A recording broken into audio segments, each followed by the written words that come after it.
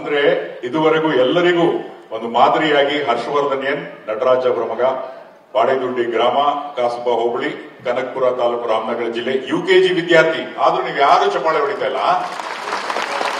Karnataka public ಶಾಲೆ, ಅರನಾಳು ಸುಂದರ ಗ್ರಾಮ ಹಾಗೂ ಚನ್ನಪಟ್ಟಣ ತಾಲೂಕು, ರಾಮನಗರ ಜಿಲ್ಲೆ. ಈ ಪುಟ್ಟ ಬಾಲಕನಿಗೆ ಸಂವಿಧಾನವನ್ನ ಅತ್ಯಂತ ಭಕ್ತಿಯಿಂದ, ಶ್ರದ್ಧೆಯಿಂದ ವಾಚನವನ್ನ ಮಾಡಿ ಹಿರಿಯರಿಗೂ ಮಾದರಿಯಾಗಿದೆ ಪುಟ್ಟ ಬಾಲಕ ಹರ್ಷವರ್ಧನ್. ಹರ್ಷವರ್ಧನ್ ಅಭಿನಂದನೆಗಳು.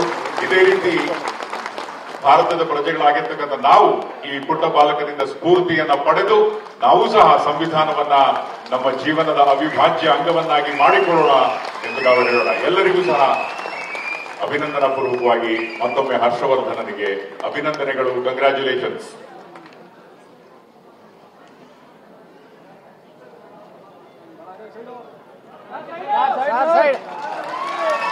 ಈ ಪುಟ್ಟ ಬಾಲಕ ಹರ್ಷವರ್ಧನ ಎಂದೆಂದಿಗೂ ಮರೆಯಲಾರದಂತಹ ಈ ಕ್ಷಣ.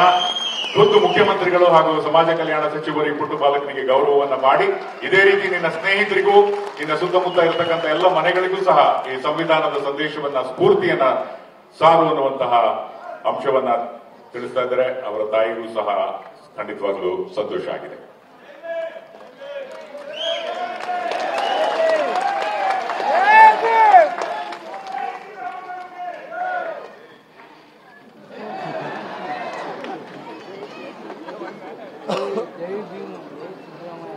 ಇನ್ನು